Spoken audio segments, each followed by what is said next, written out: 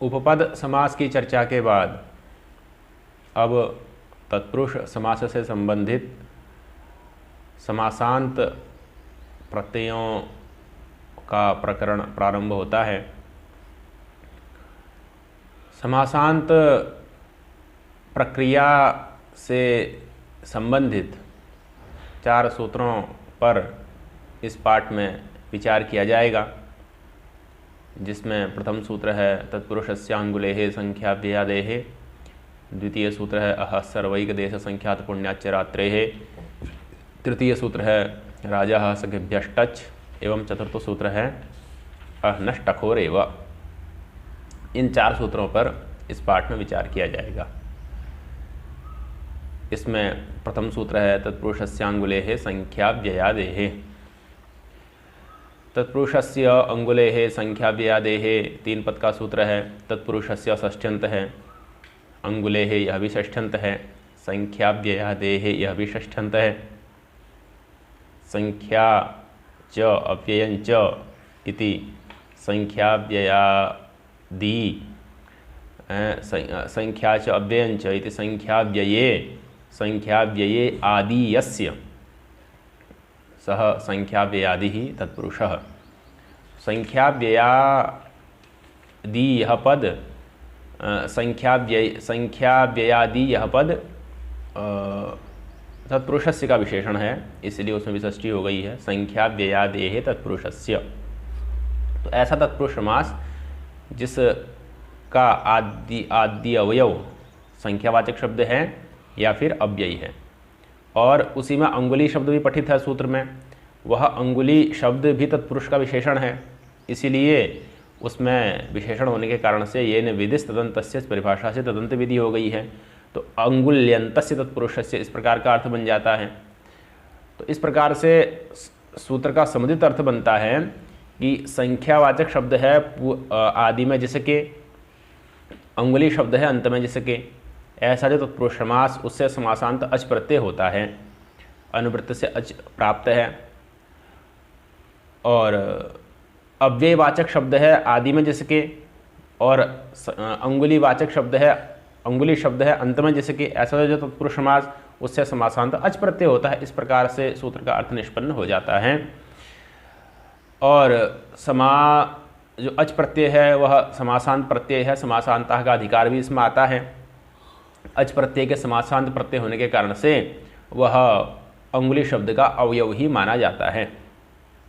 पूरे जो समस्त पद होगा उसका अवयव ही वह अच प्रत्यय भी माना जाएगा, क्योंकि समासांत प्रत्यय समस्त पद के अवयव माने ही जाते हैं। यद्यपि अच प्रत्यय है और प्रत्यय परश्च नियम से उसको समस्त पद के बाद में होना चाहिए, उसका अवयव उसको नहीं होना चाहिए, लेकिन तथापि वह समासांत प्रत्यय होते हुए भी समासांत प्रत्यय है, और समासांत प्रत्यय जो होता है वह तो समस्त पद का अंतावयव ही होता है। यह बात पहले भी बताई जा चुकी है, इसीलिए वह अच प्रत्यय समस्त पद का अंतावयव ही माना जाएगा, अर्थात अंगुली शब्द का अंतावयव ही माना जाएगा। इसीलिए तत्पुरुषस्यांगुलेः संख्याव्ययादेः इस सूत्र का स्वरूप इस प्रकार से आचार्य पाणिनि जी ने बनाया है। अन्यथा अगर अंगुली शब्द के बाद में ही अच प्रत्यय रखना होता तो तत्पुरुषाद अंगुलेः इस प्रकार से भी सूत्र बनाया जा सकता था, लेकिन तत्पुरुषस्य अंगुलेः इस प्रकार से जो षष्ठ्यंत विभक्ति युक्त षष्ठ्यंत पदयुक्त सूत्र बनाया गया, उससे भी इस बात का पता चलता है कि जो समासांत प्रत्यय है वह अवयव ही बनेगा समस्त पद का। इसीलिए वहाँ पर सत्पुरुषस्य अंगुलेः इस प्रकार से दोनों में विभक्ति को जोड़ करके तत्पुरुषस्य में भी षष्ठी विभक्ति को रखा गया है। इसीलिए उसका जो अर्थ मूल में आचार्य दीक्षित जी लिखते हैं, वह लिखते हैं, मूल वृत्ति पढ़िए, तस्य तत्पुरुषस्य, है ना, संख्याव्ययादेः अंगुल्यन्तस्य तत्पुरुषस्य। संख्यावाचक शब्द है आदि में जिसके और अव्ययवाचक शब्द है आदि में जिसके, अंगुल्यन्तस्य तत्पुरुषस्य और अंगुली शब्द है अंतावयव जिसका, ऐसा जो समस्त पद होगा उसी के अवयव के रूप में यह समासांत अच प्रत्यय हो जाएगा। यह कहने का तात्पर्य है, वही लिखा, संख्याव्ययादेः अंगुल्यन्तस्य तत्पुरुषस्य समासांत अच स्यात्, समासांत अच प्रत्यय हो जाता है। चलिए, द्वे अंगुली प्रमाणम अस्य द्व्यंगुलम द्वे अंगुली प्रमाणम अस्य द्व्यंगुलम दारु। अब इसके दो उदाहरण बनेंगे। एक तो संख्यावाचक शब्द पूर्व में होगा और अंगुली शब्द अंत में होगा, उससे समासांत अच प्रत्यय होगा। और एक अव्ययवाचक शब्द पूर्व में होगा और अंगुली शब्द अंत में होगा, तो उससे समासांत अच प्रत्यय होगा। तो इस प्रकार के इसके दो उदाहरण बनते हैं। उनमें से पहला शब्द दे रहे हैं संख्यावाचक शब्द पूर्व का, द्व्यंगुलम दारु। द्व्यंगुलम दारु, यहाँ पर दारु शब्द विशेष्य है और वह नपुंसकलिंग का है, इसलिए द्व्यंगुलम में भी नपुंसकलिंग हो गया है। तो द्वे अंगुली प्रमाणम अस्य, द्वे अंगुली प्रमाणम अस्य, इस प्रकार से लौकिक विग्रह बनाना है। और तद्धितार्थोत्तरपद समाहारे च, इस सूत्र के द्वारा तद्धितार्थ की विषयता में, क्योंकि आगे चल करके प्रमाणे द्वैसे दग्नय मात्रचा सूत्र के द्वारा मात्रच प्रत्यय करना है, तो उस मात्रच प्रत्यय की विषयता में हैं पहले ही इस सूत्र के द्वारा द्वि औ अंगुली औ ऐसे अलौकिक विग्रह में तद्धितार्थोत्तरपद समाहारे च सूत्र से तद्धितार्थ की विषयता में समास हो जाता है। समास होने से प्रातिपदिक संज्ञा शुभलुग द्वि अंगुली ऐसा शुभलुग होकर के द्वि अंगुली ऐसा ऐसी स्थिति बनती है। अब ऐसी स्थिति में द्वि अवय यह यहाँ पर समास करने वाला सूत्र था तद्धितार्थोत्तरपद समाहारे च, और वो तत्पुरुष समास तत्पुरुष के अधिकार में है। तो द्वि अंगुली यह जो अभी स्थिति बनी है यह कैसी हो गई, यह तत्पुरुष समास भी हो गया इसमें, और इसमें आदि शब्द द्वि है तो संख्यावाचक हो गया, और अंत अंगुली है तो अंगुल्यंत तत्पुरुष हो गया, इसलिए इससे समासांत अच प्रत्यय हो जाएगा तत्पुरुषस्यांगुलेः संख्या व्ययादेः सूत्र के द्वारा। तो द्वि अंगुली अच का अ, द्वि अंगुली अ के परम होने पर अंगुली की भव संज्ञा, यस्य इकार का लोप, द्व्यंगुल आकार को मिला दीजिए द्व्यंगुला। अब चूंकि दारु शब्द नपुंसकलिंग का विशेष्य है तो उसी विशेष्य के अनुसार यह भी नपुंसकलिंग में चले जाएगा, तो द्व्यंगुलम दारु। इस प्रकार से द्व्यंगुलम दारु इस रूप की निष्पत्ति हो जाती है। तो उसी को लिखा है मूल में, द्वे अंगुली प्रमाणम अस्य द्व्यंगुलम दारु। पढ़िए, निरगतम अंगुल्य। और दूसरा उदाहरण दिया निरगतम अंगुल्यभ्यो निरंगुलम। निरंगुलम किसका है, तो अव्ययवाचक शब्द पूर्व में है, अंगुली शब्द अंत में है, ऐसा जो तत्पुरुष समास है उसका उदाहरण है निरंगुलम। तो यहाँ पर यद्यपि इत्यादयः क्रांताद्यर्थे निरादयः क्रांताद्यर्थे पंचम्या इस वार्तिक से समास हो रहा है और वह नित्य समास करने वाला वार्तिक है, इसलिए गतम अंगुलिभ्यः इस प्रकार से लौकिक अश्वपद विग्रह बनाया जा सकता है। गतम अंगुलिभ्यः, तो गतम अंगुलिभ्यः इस प्रकार से लौकिक विग्रह हो जाएगा। और निर का ही पर्यायवाचक गत है, गतसु अंगुलिभ्यस इस प्रकार से अलौकिक विग्रह बना करके गतम अंगुलिभ्य लौकिक विग्रह बना करके निर अंगुलिभ्यस अलौकिक विग्रह बना करके निरादयः क्रांताद्यर्थे पंचम्या इस वार्तिक से समास कर करके निरंगुली शब्द बनेगा। निरंगुली शब्द में अब निर अव्यय पूर्व पद में है, अंगुली शब्द अंत में है, और अत्यादयः निरादयः क्रांताद्यर्थे पंचम्या इस वार्तिक से समास हुआ है, वह तत्पुरुष के अधिकार में है, इसलिए तत्पुरुष समास भी हो गया। तो इससे समासांत अच प्रत्यय हो जाता है। अच प्रत्यय होकर के निरंगुली अच का भ संज्ञा इकार लोप निरंगुलम, निर्गतम अंगुलिभ्यः निरंगुलम। तो इस प्रकार से निरंगुलम इस रूप की निष्पत्ति हो जाती है। तो निरंगुलम इत्यादि रूप निष्पन्न हुआ। तो यह दो उदाहरण हुए तत्पुरुषस्यांगुलेः संख्या व्ययादेः इस सूत्र के। पहला उदाहरण था द्व्यंगुलम दारु, दूसरा उदाहरण है निरंगुलम। तो इस प्रकार से दो उदाहरण इसके होते हैं, वही मूल में लिखा है निर्गतम अंगुलिभ्यो निरंगुलम। तो इस प्रकार से सूत्र का विवेचन हुआ। इसके बाद अग्रिम सूत्र है अहह सर्वैकदेश संख्यात पुण्याच्च रात्रेः। यह सूत्र भी अच प्रत्यय का विधान करता है। जो पूर्व सूत्र था वह तो अंगुली शब्द के बाद अच को रख रहा था, तो अंगुली में जो ई था उसका लोप होकर के औ जुट जा रहा था, अंगुली अंगुला के रूप में आ जा रहा था। यह जो सूत्र है ये रात्रि शब्द से रात्रि शब्द के बाद अच की स्थिति को करता है, और अच आने से रात्रि के इकार का भसंज्ञा इत्यादि होकर के लोप हो जाता है इस स्थिति सूत्र से हैं। तो फिर रात्रि रात्र के रूप में आ जाता है। रात्रि किस रूप में आ जाएगा, रात्र के रूप में आ जाएगा। और तो रात्रान हा पुंसी सूत्र है, रात्र शब्दांत जो तत्पुरुष होता है वह पुल्लिंग में होता है, इसलिए इसके जो उदाहरण हैं वह सब पुल्लिंग में आ जाते हैं। लेकिन जहाँ पर रात्रि शब्द से पहले संख्यावाचक शब्द होता है वो नपुंसक लिंग में हो जाता है, संख्या पूर्वम रात्रम क्लीबम, इसलिए जहाँ संख्यावाचक होगा वह नपुंसक लिंग हो जाएगा, अन्यत्र पुल्लिंग हो जाएगा। इस प्रकार से सामान्य इसकी प्रक्रिया को समझना है। और अब सूत्र पर विचार करते हैं। अहह सर्वैक देश संख्यात पुण्याच्च रात्रेः रात्रेः अहश्च सर्वश्च एकदेशश्च संख्यातश्च पुण्यंच एतेषां समाहारः अहः सर्वैक देश संख्यात पुण्यम तस्मात् अहः सर्वैक देश संख्यात पुण्यात्। पंचमी व्यक्ति एक वचन का हो गया, जो अव्यय पद हो गया, रात्रेः पंचमी व्यक्ति एक वचन का हो गया। रात्रे को षष्ठंत भी मान सकते हैं।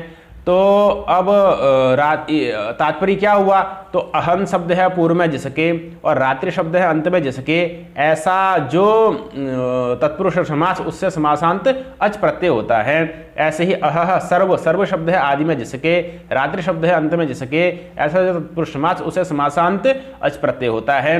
सर्व शब्द है आदि में जिसके, रात्रि शब्द है अंत में जिसके, ऐसा जो तत्पुरुष समास उससे समासांत अच प्रत्यय हो जाता है। एक देश शब्द से एक देश वाचक शब्द को लेना है, अवयव वाचक शब्द को लेना है। तो अवयव वाचक शब्द है पूर्व में जिसके, रात्रि शब्द है अंत में जिसके, ऐसा जो तत्पुरुष समास उससे समासांत अच प्रत्यय हो जाता है।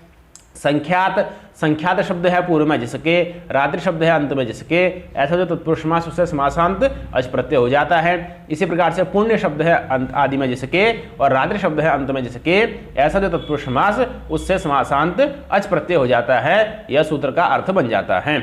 उसी को लिखा है वृत्ति में, एभ्यो रात्रेः अस्यात् एभ्यः रात्रिः अच स्यात्। एभ्यः केभ्यः अह सर्वैक देश पुण्यात् है, या फिर पुण्येभ्यः द्वंद्व करेंगे तो पुण्येभ्य भी हो सकता है।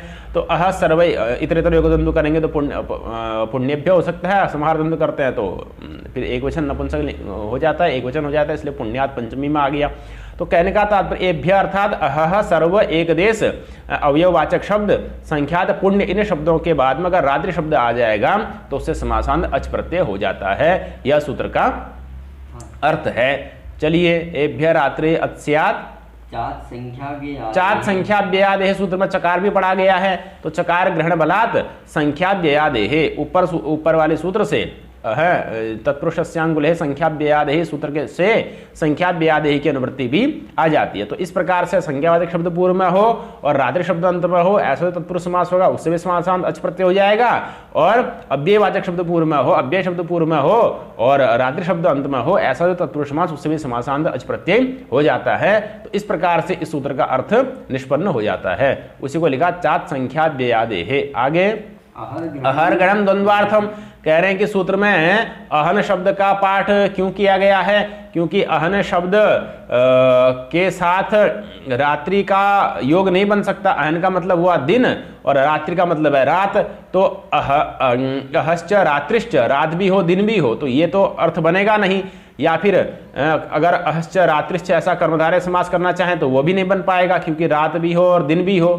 रात और दिन तो विशेषण विशेषण दोनों में नहीं हो सकता और इसलिए विशेषण समास होगा नहीं।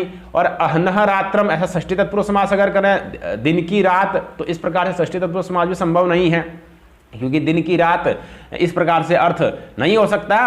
तो इसीलिए उसका उत्तर दिया अहरगणम द्वंद्वार्थम, कि सूत्र में जो अहन शब्द का ग्रहण किया गया है वह द्वंद्व समास में इसका उदाहरण मिलेगा। अहश्च रात्रिश्च, अहश्च रात्रिश्च, इस प्रकार जो द्वंद्व समास करेंगे तो द्वंद्व समास में इसका उदाहरण मिल जाएगा।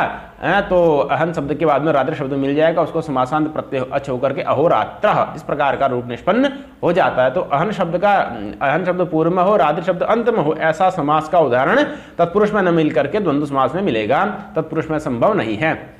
यद्यपि टीका में इस प्रकार से भी लिखा गया है कि ब्रह्मणः यत् अहः तस्य अवयव भूता रात्रि, इस प्रकार से अहम शब्द का रात्रि शब्द के साथ षष्ठी तत्पुरुष समास करने का प्रयास किया गया है। ब्रह्मणः, ब्रह्मा का जो दिन, उसकी अवयव भूता रात्रि, ब्रह्मा के दिन की अवयव भूता रात्रि, इस प्रकार से ब्रह्मणः यत् अहः तस्य अवयव भूता रात्रि, इस प्रकार से विग्रह कर करके कथनचित षष्ठी तत्पुरुष समास हो जाएगा और तत्पुरुष समास में भी अहोरात्र इस प्रकार का रूप बन जाएगा।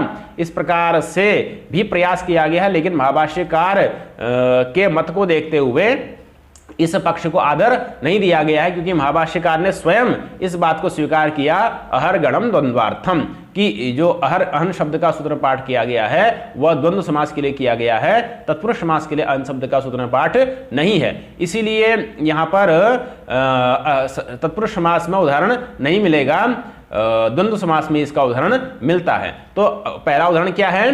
अहोरात्रः, अहंच रात्रिश्च, अहश्च रात्रिश्च, इस प्रकार से लौकिक विग्रह बन जाएगा। अहन सु रात्रि सु अलौकिक विग्रह बन जाएगा। 4 से द्वंद्व समास कर दीजिए और इधर अहन द्वंद्व समास होते ही प्रातिपदिक संज्ञा शुभलोक हो जाएगा, अहन रात्रि बन जाएगा। अहन के नकार को रूप रात्रि रथन त्रिशुर उत्तम वाच्यम से रुत्व हो जाएगा, अहर रात्रि बन जाएगा। रेप को उत्व और गुण होकर के अहोरात्रि बन जाएगा। अब अहन पूर्व में है, रात्रि शब्द अंत में है, उससे समासांत अच प्रत्यय प्राप्त होगा, अच प्रत्यय हो जाएगा तो अहोरात्रि अ बनेगा, रात्रि रात्रि की भवसंज्ञा इकार का लोप अहोरात्र बन जाएगा। अब जातिरप प्राणिनाम इस सूत्र के द्वारा यहाँ पर एकवद भाव हो जाता है। एकवद भाव होने से वो एक वचन की प्राप्ति हो जाती है। एक वचन की प्राप्ति होकर के सनपुंसकम से नपुंसक लिंग की भी प्राप्ति हो जाती है और उसको बाध करके सूत्र लग जाता है। सनपुंसकम का बाद हो जाएगा रात्रान हाहा पुंसी, इस सूत्र के द्वारा, क्योंकि रात्र शब्दांत तत्पुरुष है इसलिए यह पुल्लिंग में चले जाएगा। तो अहोरात्रः इस प्रकार का रूप निष्पन्न हो जाता है, अहोरात्रः। तो ये अहन शब्द का रात्रि शब्द के साथ द्वंद्व समास में उदाहरण मिल गया और अहोरात्रः इस प्रकार का रूप निष्पन्न हो गया। उसके बाद दूसरा उदाहरण है सर्वारात्रि ही सर्वरात्र, अह सर्व दूसरा शब्द है सर्व, तो सर्वारात्र ही सर्वरात्र इस प्रकार से लौकिक विग्रह बन जाएगा। सर्वासु रात्रिसु अलौकिक विग्रह बन जाएगा। विशेषण विशेषण बहुवचन से समास कर दीजिए और फिर इसको सर्वनाम वृत्ति मात्र पुंबद भाव से सर्वा को पुंबद भाव हो जाएगा, सर्व बन जाएगा, सर्वरात्रि बन जाएगा। समासांत अच प्रत्यय हो जाएगा, भसंज्ञा हो जाएगी, इसी तरह से इकार का लोप हो जाएगा, अकार मिल जाएगा, सर्वरात्र बन जाएगा और रात्रान हाहा पुंसी से पुल्लिंग हो जाएगा सर्वरात्र, सर्वा चासव रात्रि ही सर्वरात्र। ये इसका दूसरा उदाहरण हो गया। ई हट जा रहा है और मिल जा रहा है, पुल्लिंग में समस्त पद निष्पन्न हो जा रहा है, रात्रान हाहा पुंसी से पुल्लिंग हो जा रहा है। जहां संख्यावाचक शब्द आएगा वहां पर नपुंसक लिंग हो जाएगा, द्विरात्रम त्रिरात्रम नवरात्रम इत्यादि में, और जहां पर संख्यावाचक शब्द पूर्व में नहीं होगा वहां पर पुल्लिंग हो जाएगा अहोरात्र सर्वरात्र इत्यादि स्थल में। यही सामान्य प्रक्रिया है। ये सर्व शब्द आदि में, रात्रि शब्द अंत में, ऐसा जो तत्पुरुष समास उसका उदाहरण हो गया सर्वरात्र। इसके बाद अग्रिम उदाहरण है सर्व एक देश। एक देश से यहां पर लेना अवयववाचक शब्द को, तो उसका उदाहरण क्या दिया?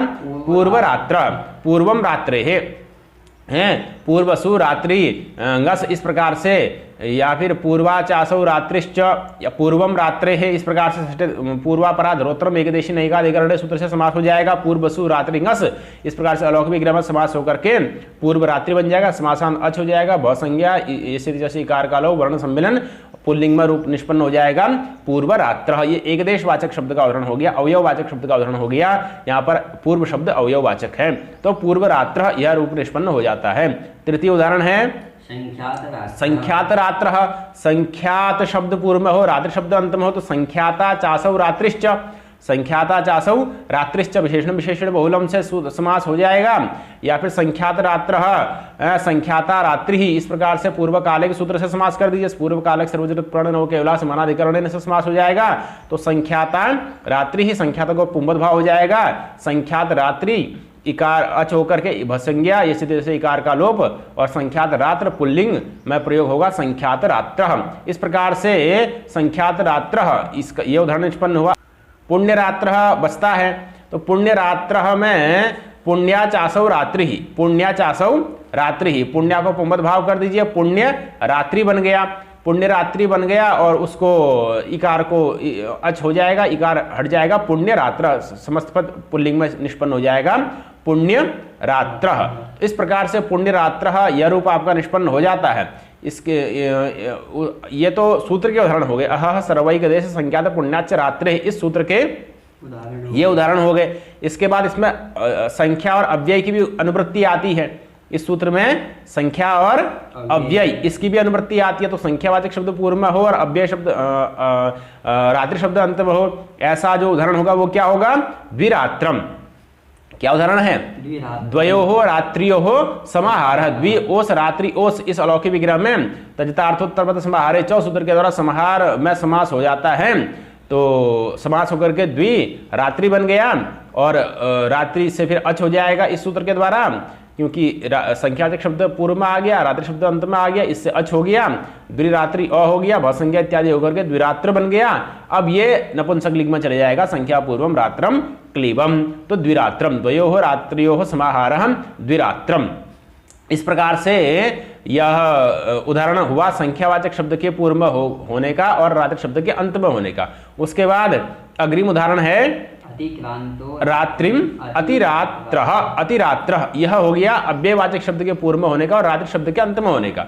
अतिक्रांतः रात्रिम, तो क्रांतः रात्रिम इस प्रकार से अश्वपद विग्रह कर सकते हैं। क्रांतसु रात्रि अम अत्यादयः क्रांताद्यर्थ द्वितीय वार्तिक से नित्य समास हो जाएगा। तो अति रात्रि इस प्रकार से अलौकिक विग्रह बनेगा। अति रात्रि अम और अत्यादय क्रांताद्यर्थ द्वितीय से समास होकर के सुबलुक होकर के अतिरात्रि बन जाएगा और फिर अच होकर के अन्य प्रक्रिया पूर्ववत होकर के पुल्लिंग में रूप सिद्ध हो जाएगा। अतिरात्र संख्यावाचक ये नहीं है इसलिए यहाँ पर पुल्लिंग ही होगा। अति संख्यावाचक नहीं है, संख्या पूर्वक नहीं होने से यहाँ पर पुल्लिंग ही होगा। तो अतिरात्र इस प्रकार से इसके उदाहरण निष्पन्न होते हैं। दो उदाहरण द्विरात्रम और अतिरात्र, ये दो उदाहरण जो ऊपर से संख्या और अव्यय की अनुवृत्ति आ रही थी उसके हो गए। बाकी जो उदाहरण बचे वह अहह सर्वैक देश संख्यात पुण्याच्च रात्रेः इस सूत्र को हो गए। इसके बाद अग्रिम सूत्र है राजा सखिभ्यश्टच। अब इसमें दो शब्दों का ग्रहण किया गया है। राजन, तीन शब्दों का ग्रहण किया गया है। राजन, अहन, सखी, ये तीन शब्द हैं। जब राजन शब्द का समास होगा किस राजन शब्द का किसी अन्य सुबंध के साथ समास होगा, या अहन शब्द का किसी अन्य शब्द के साथ समास होगा, या सखी शब्द का किसी अन्य शब्द के साथ समास होगा, तो तत्पुरुष समास होने पर उसको समासांत टच प्रत्यय हो जाता है। पहले वाला सूत्र अच कर रहा था, ये वाला सूत्र टच प्रत्यय कर रहा है। टच का फल क्या है? तो नस्त जिते इत्यादि सूत्र के द्वारा राजन के अन का लोप हो जाता है। तो योगी राजा, परम राजा इत्यादि रूप बन जाते हैं। तो वृत्ति पढ़िए, राजा ह सकेभ्यश् टच, एतदंता तत्पुरुषा टच स्यात्। एतदंतात अर्थात राजन शब्दांतात, अहन शब्दांतात, सखी शब्दांताच तत्पुरुषा टच स्यात्। राजन शब्द अंत में है जिसके ऐसा से तत्पुरुष समास, उससे समासांत टच प्रत्यय हो जाता है। अहन शब्द है अंत में जिसके ऐसा से तत्पुरुष समास, उससे समासांत टच प्रत्यय हो जाता है। और सखी शब्द है अंत में जिसके ऐसा जो सखी शब्दांत तत्पुरुष समास, उससे भी समासांत टच प्रत्यय हो जाता है। यह सूत्र का अर्थ हो गया एतदंतात तत्पुरुषात् टच स्यात् परम राजः। परमश्चासौ राजा च, परमश्चासौ राजा च, ये लौकिक विग्रह हो जाएगा। परम सु राजन सु, ये अलौकिक विग्रह बन जाएगा। विशेषण विशेषण बहुलम सूत्र से समास कर दीजिए।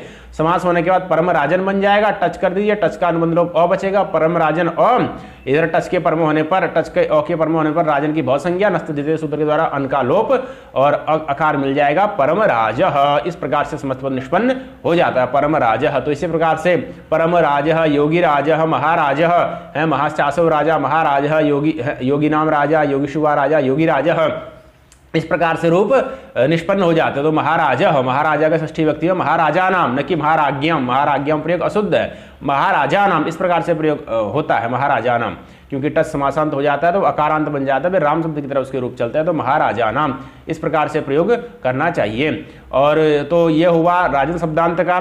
दूसरा उदाहरण है अतिराजी। उदाहरण इन्होंने इसलिए दिया ताकि जिस प्रकार से राजन शब्द को टच हुआ उसी प्रकार से राजानम अतिक्रांता या स्त्री, राजानम अतिक्रांता या स्त्री, इस विग्रह में अतिराजन शब्द से भी स्त्रीत्व विवक्षा में क्या हो जाएगा?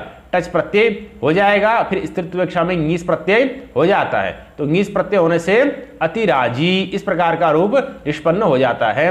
तो वहां पर भी नस्त जिते से अन का लोप हो जाएगा स्त्रीत्व विवक्षा में, और तो अतिराजी इस प्रकार का रूप निष्पन्न हो जाता है। तो राजानम अतिक्रांता या स्त्री सा अतिराजी इस प्रकार का रूप निष्पन्न हो जाता है। चलिए, कृष्ण सखा, कृष्णस्य सखा, कृष्ण सखा, कृष्णस्य सखा लौकिक विग्रह हो गया। कृष्ण का सखा सु सखी सखी सु अलौकिक विग्रह हो गया, और उसको फिर समासान षष्ठी तो से समास हो जाएगा, कृष्ण सखी बन जाएगा, टच हो जाएगा, इकार इत्यादि का लोप होकर के कृष्ण सखा, कृष्ण से सखा कृष्ण सखा, कृष्ण से सखा कृष्ण सखा, इस प्रकार से रूप निष्पन्न हो जाता है। तो ये सखी शब्दांत का उदाहरण हो गया। अग्रिम है अग्रिम सूत्र कृष्ण सख राजा ह सखिभ्य, राजा ह सखिभ्यश्च राजन शब्द का हो गया, अहन शब्द का आगे उदाहरण आएगा, और सखी शब्द का उदाहरण हो गया कृष्ण सखा। तो इस प्रकार से मूल वृत्ति पढ़िए इसकी। एतदन्ता तत्पुरुषा तत्स्यात् परमराजः परमराजः अतिराजी अतिराजी कृष्ण सकः। तो ये हो गए उदाहरण। अब इसमें अहन शब्द बच गया। अहन शब्द के बारे में कुछ विशेष प्रक्रिया होती है जो कि अग्रिम सूत्र में बताई जा रही है। अग्रिम सूत्र है अहनष्टखोरेव, अहनष्टखोरेव, कि अहन शब्द से भी समासांत टच प्रत्यय हो जाएगा, लेकिन उसमें अहनष्टखोरेव इस सूत्र की भी आवश्यकता होती है उसके उदाहरण में, इसलिए अहनष्टखोरेव इस सूत्र के बाद ही उसका उदाहरण दिया गया है। अहनष्टखोरेव यह सूत्र नियम सूत्र है, नियम करता है। क्या नियम करता है कि नस्तद्धिते सूत्र के द्वारा जो अहन नांत अहन शब्द के टी अन का लोप प्राप्त है, उसका ये नियम करता है कि वह जो टिलोप है वह केवल टखो हो एवं, या टॉ प्रत्यय के पर में होने पर हो या फिर खौ प्रत्यय के पर में होने पर हो। टॉ और खौ से भिन्न प्रत्यय अगर पर में है, ठक इत्यादि, तो वहां पर फिर टीका लोप नहीं हो। इसलिए आह निकम, अहना निवृत्तम आह निकम, अहन शब्द से जब ठक प्रत्यय कर देते हैं तेने निवृत्तम के अधिकार में, तो अहन ठक ठक का बच जाता है इक, अहन इक आदि वृत्ति होकर के आहन इक, और उसके इधर अल्लोपुर से अकार हकारोत्तरवर्ती अकार का लोप होकर के यहाँ पर चूंकि ठक का इक बचा हुआ है, ठक प्रत्यय, इसलिए ठक प्रत्यय के पर्व होने पर अहन के इन भाग का लोप नहीं होता। ये इसका फल हो जाता है। अहनष्टखोरेव सूत्र के आरंभ का नियम का फल हो गया आहनिकम, आहनिकम अहना निवृत्तम आहनिकम। तो एक दिन में जिसको निवृत्त, एक दिन में जिसको समाप्त कर दिया जाता है उसको आहनिक बोलते हैं। तो आहनिकम में टिलोप नहीं हुआ, क्यों? क्योंकि सूत्र ने नियम कर दिया कि अहन शब्द के टीका अगर लोप हो तो ट और ख प्रत्यय के पर में ही हो, उससे भिन्न प्रत्यय के पर में न हो। तो ट और ख के पर में होने पर तो अहन शब्द के टीका लोप होगा, उत्तमाह द्व्यहीनः इत्यादि रूप बनेंगे, लेकिन ट ख से भिन्न प्रत्यय पर में होने पर फिर टीका लोप नहीं होगा, वहां तो टी रहेगी, अहन का अन रहेगा, तो आह निकम इत्यादि रूपों की सिद्धि हो जाती है। अब यहां पर एव भी पढ़ा गया, अहनष्टखो इतना ही सूत्र होता तो भी अर्थ बन ही जाता, एव पढ़ने की क्या आवश्यकता थी? तो एव जो है वह विपरीत नियम का वारण करने के लिए है। एव शब्द विपरीत नियम का वारण करने के लिए है कि यहां पर जो विपरीत नियम है वो विपरीत नियम ना हो जाए। विपरीत नियम क्या हो सकता था? विपरीत नियम यह हो सकता था कि ट और ख शब्द के पर में होने पर, ट और ख प्रत्यय के पर में होने पर अगर किसी शब्द का के टीका लोप हो तो केवल अहन शब्द के टीका ही लोप हो, ऐसा विपरीत नियम भी हो सकता था। जो नियम हुआ वो नियम क्या हुआ? वो नियम ये हुआ कि अहन शब्द के टीका अगर लोप हो तो ट और ख के पर में ही हो। इसका फल क्या हुआ? जहां ट और ख पर में नहीं होंगे वहां पर अहन शब्द के टीका लोप नहीं होगा। विपरीत नियम क्या हो सकता था? विपरीत नियम यह भी हो सकता था कि ट और ख के पर में होने पर अगर किसी शब्द की टीका लोप हो तो अहन शब्द की टीका ही लोप हो। ये विपरीत नियम हो सकता था। इसका फल क्या होता? तो इसका फल ये होता कि अहन शब्द की टीका तो लोप हो जाता, अहन शब्द से भिन्न जो शब्द हैं उनकी टीका लोप ही फिर नहीं हो पाता। जैसे राजन शब्द है उसकी टीका लोप नहीं हो पाता, तो योगी राजा परम राजा रूप नहीं बन पाते। तो इस प्रकार का जो विपरीत नियम है उस विपरीत नियम का वारण करने के लिए सूत्र में एवकार का पाठ किया गया है। तो एवकार के पाठ के बल से विपरीत नियम का वारण हो जाता है, और ट और ख प्रत्यय के पर में होने पर ही अहन शब्द की टीका लोप होता है। ट और ख से भिन्न प्रत्यय के पर में होने पर अहन शब्द की टीका लोप फिर नहीं हो पाता। उसी बात को वृत्ति में लिखा है अहनष्टखोरेव। यह सूत्र हुआ एतयोरेव परतः, एतयोरेव परतः अहनष्टिलोपः नान्यत्र, कि एतयोः एव परतः, एतयोः अर्थात टखोः एव, ट और ख के पर में होने पर ही अहन शब्द की टीका लोप होगा, नान्यत्र अन्यत्र नहीं होगा। अर्थात ट और ख से भिन्न प्रत्यय अगर पर में मिलेगा तब अहन शब्द की टीका लोप नहीं होगा, यह कहने का तात्पर्य है। चलिए, उत्तमाह उत्तमम च तत् अहः, इस प्रकार से लौकिक विग्रह हो जाएगा। उत्तम सु अहन सु अलौकिक विग्रह बन जाएगा। विशेषण विशेषण बहुलम सूत्र से समास कर दीजिए, उत्तमाहन बन जाएगा। उत्तमाहन बनने के बाद समासांत टच प्रत्यय कर दीजिए, राजा ह सकेभ्यस टच, क्योंकि अहन शब्द अंत में आ गया है, तत्पुरुष समास है ही है, टच हो जाएगा। उत्तमाहन टच, टच का अनुबंध लोप अ, उत्तमाहन अ भसंज्ञा नस्त तद्धिते सूत्र के द्वारा टच के जो अहन शब्द है उसके अन का लोप हो जाएगा। तो उत्तमाह, यहाँ ट प्रत्यय परम है इसलिए अहन शब्द उत्तमाहन में अन का लोप हो गया, उत्तमाह इस प्रकार का रूप बन गया। अगर यहाँ पर यह इसका फल क्या होगा, तो जहाँ ट प्रत्यय पर में होगा वहीं लोप होगा, जहाँ ट प्रत्यय पर में नहीं होगा या ख प्रत्यय पर में नहीं होगा वहाँ लोप नहीं होगा। जैसे आह निकम में लोप नहीं हुआ, ये फल हो गया नियम का। और दूसरा उदाहरण क्या है, द्व्यहीनः, द्व्यहीनः क्रतुः, द्वे अहनि भृतो, द्वे अहनि भृता, भृता, यहाँ पर द्वे अहनि में द्वितीय व्यक्ति है। अत्यंत संयोगे च, इस सूत्र के द्वारा द्वितीय व्यक्ति हो जाती है। तो अत्यंत संयोग अर्थ में कालात भनोर अत्यंत संयोगे, अत्यंत संयोग अर्थ में कालात भनोर अत्यंत संयोगे से द्वितीय व्यक्ति हो गई है। तो द्वे अहनि भृतः, द्वे अहनि भृतः, इस प्रकार से लौकिक विग्रह बनाएंगे। और द्वि ओस अहन ओस, इस प्रकार से द्वि औ अहन औ, द्वि औ अहन औ, इस प्रकार से अलौकिक विग्रह बनाएंगे। और तजितार्थोत्तरपद समाहारे च, इस सूत्र के द्वारा तजितार्थ की विषयता में समास करेंगे। तजिता द्वे अहनि भृतः लौकिक विग्रह हो गया, द्वि औ अहन औ अलौकिक विग्रह हो गया। और तजितार्थोत्तरपद समाहारे च सूत्र के द्वारा तजितार्थ की विषयता में समास हो जाएगा। तजितार्थ की विषयता में समास होने से द्वि अहन द्व्यहन यण हो जाएगा, द्व्यहन ये बन जाएगा। समासांत टच प्रत्यय हो जाएगा, द्व्यहन टच का अ, द्व्यहन अ, टच के पर में होने पर द्व्यहन के टीका लोप हो जाएगा हैं, क्योंकि यहाँ पर आगे चल करके क्या हो रहा है, ख प्रत्यय होना है। क्या प्रत्यय होना है, ख प्रत्यय हो रहा है। किससे ख प्रत्यय होना है, तो उसको मूल में लिख रहे हैं, द्वे अहनि भृतः द्व्यहीनः क्रतुः, तद्धितार्थोत्तरपद समाहारे च, सूत्र से यहाँ पर द्विगु समास हुआ है। चलिए, तमधिष्टः इत्यधिकारे, हाँ, तमधिष्टः इत्यधिकारे इत्यनुवृत्तौ रात्रः संवत्सराच्च, वही है कि द्विगोर्वा इत्यधिकारे रात्रिः संवत्सराच्च इति खः, इस सूत्र के द्वारा यहाँ पर क्या प्रत्यय हो जाता है, ख प्रत्यय हो जाता है। रात्रिः संवत्सराच्च, तो यहाँ टच न होकर के ख प्रत्यय हुआ है, तो क्या बना, द्व्यहन बन गया था, ख हो गया। ख के पर में होने पर अहन की टीका लोप हो जाएगा। ख में भी ईन बचेगा, आयन फटक प्रत्यादि नाम सूत्र से द्वारा ख के स्थान पर ईन आदेश हो जाता है, द्व्यहन ईन बहुसंज्ञा हो जाएगी, द्व्यहन के टीका लोप हो जाएगा नस्तजिते से द्व्यहीनः, इस प्रकार से यहाँ पर रूप निष्पन्न हो जाता है। एक प्रश्न यहाँ पर यह हो सकता है कि टच प्रत्यय क्यों नहीं हुआ, अहन शब्द अंत में है, तत्पुरुष सही है, तो यहाँ पर टच प्रत्यय होना चाहिए था, क्योंकि ख प्रत्यय तो तद्धित प्रत्यय है, टच प्रत्यय तो समासांत है, तो समासांत प्रत्यय क्यों नहीं हुआ, तो समासांत विधेय अनित्यत्वात्, कि समासांत विधि क्या है, अनित्य है।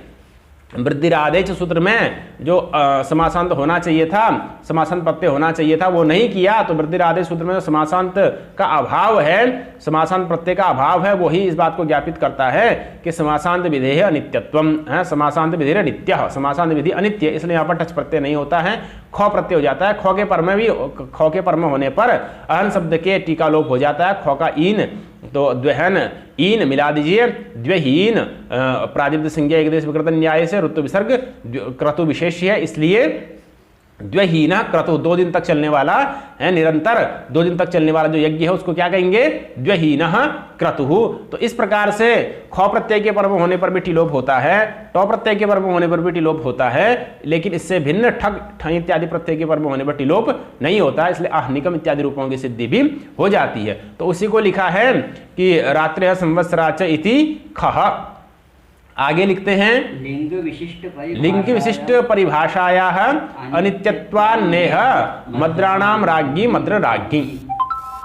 कह रहे हैं कि जैसे आपका एक परिभाषा है प्रातिपदिक ग्रहणे लिंग विशिष्ट स्यापि ग्रहणम, तो राजन शब्द से टच प्रत्यय का विधान किया गया है। तो राजन शब्द से अगर टच प्रत्यय किया विधान किया गया है तो फिर राज्ञी शब्द से भी टच होना चाहिए। राजन शब्द से तो टच हो ही रहा है, जिस प्रकार से राजन शब्द से टच हो रहा है उसी प्रकार से राज्ञी शब्द से भी टच होना चाहिए ना। क्यों? क्योंकि प्रातिपदिक ग्रहणे लिंग विशिष्टस्यापि ग्रहणम, जहां पर प्रातिपदिक का ग्रहण होता है वहां पर लिंग बोधक प्रत्यय विशिष्ट जो शब्द होते हैं उनका भी ग्रहण होता है। तो जिस प्रकार से राजा सकिभ्यश्च सूत्र में राजन शब्द से टच प्रत्यय का विधान किया गया, तो राजन शब्द में लिंग बोधक जब प्रत्यय लगा देंगे ङीप रण्यभ्यो ङीप से तो राज्ञी बनेगा। तो राज्ञी शब्द से भी टच प्रत्यय होना चाहिए, और राज्ञी शब्द से टच प्रत्यय हो जाएगा तो फिर मद्र राजी ऐसा अनिष्ट प्रयोग बनने लगेगा, मद्र राज्ञी ऐसा प्रयोग नहीं बनेगा। इसीलिए कहा कि यहाँ पर टच प्रत्यय नहीं होता है। कहते हैं क्यों नहीं होता है? प्रातिपदिक ग्रहण लिंग विशिष्टस्यापि ग्रहण परिभाषा से तो टच होना चाहिए। उसका उत्तर दिया कि लिंग विशिष्ट परिभाषा है अनित्यत्वात्, कि लिंग विशिष्ट परिभाषा जो है वह अनित्य है। प्रातिपदिक ग्रहण लिंग विशिष्टस्यापि ग्रहणम, यह परिभाषा अनित्य है। शक्ति लांग गुलांग कुश तोमर यष्टि घट घटी घटी घटी धनुष ग्रही रूप संख्यानम, इस सूत्र में घट का भी ग्रहण किया गया और घटी का भी ग्रहण किया गया। अगर लिंग विशिष्ट परिभाषा नित्य होती तो घट के ग्रहण से ही घटी का ग्रहण हो जाता, घट के स्त्रीलिंग में घटी बनता है।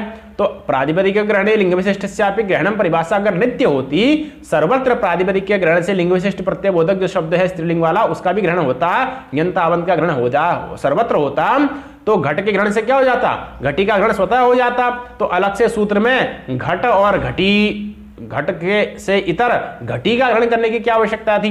तो आचार्य पाणिनि जी ने स्वयं घट से इतर घटी का सूत्र में ग्रहण किया है। तो घटी ग्रहण बलात् इस बात का ज्ञापन मिल जाता है कि प्रातिपदिक ग्रहणे लिंग विशिष्टस्यापि ग्रहणम ऐसा परिभाषा अनित्या, यह परिभाषा अनित्य है, इसीलिए यह कहीं कहीं नहीं भी लगेगी। तो मद्राणाम राज्ञी, मद्राणाम राज्ञी, इस लौकिक विग्रह मद्र आम राज्ञी सु, इस अलौकिक विग्रह में जब षष्ठी तृतीय से समास करने चलेंगे तो मद्र राज्ञी बनेगा। अब मद्र राज्ञी शब्द से समासांतर टच प्रत्यय नहीं होगा, समासांतर टच प्रत्यय नहीं होगा तो मद्र राज्ञी यह रूप बन जाएगा। अब अगर कोई प्रश्न कर दे कि मद्र राज्ञी शब्द से अगर टच प्रत्यय कर देते हैं तो टच के परमा होने पर मद्र राज्ञी, टच का मतलब अ, मद्र राज्ञी अ के परमा होने पर मद्र राज्ञी की भवसंज्ञा हो जाएगी, भवसंज्ञा होने से मद्र राज्ञी के ई का स्थिति से लोप हो जाएगा तो मद्र राज्ञी बन जाएगा। अब टच चूंकि टित है इसलिए टिट ढाने से ङीप होकर के मद्र राज्ञी ऐसा प्रयोग तो फिर भी बन ही जाएगा। तो उसके लिए यहाँ पर इसको अनित्यता इत्यादि का आश्रय लेने की क्या आवश्यकता है? तो उसका समाधान ये है कि मद्र राज्ञी से अगर टच करेंगे तो टच करते ही भस्याढ़े तदिते सूत्र के द्वारा पुम्मद भाव होने लगेगा। पुम्मद भाव होने से मद्र राजन रूप बन जाएगा। मद्र राजन रूप बनने से फिर टच होने पर टीका लोप होने पर मद्र राजी ऐसा अनिष्ट रूप बनने लगेगा। तो मद्र राजी ऐसा अनिष्ट रूप न बने, मद्र राज्ञी इस प्रकार का रूप ही बने। इसके लिए लिंग विशिष्ट परिभाषा की अनित्यता के पक्ष का आचरण करना अत्यावश्यक हो जाता है। तो इस पक्ष का आचरण करते हुए इस में टच का निवारण हो जाता है और मद्र राज्ञी इस प्रकार का रूप निष्पन्न हो जाता है। तो इस प्रकार से चार सूत्र का विवेचन पूरा होता है। इस प्रसंग में अभी अन्य सूत्र भी शेष हैं जिनका विवेचन अग्रिम पाठ में किया जाएगा।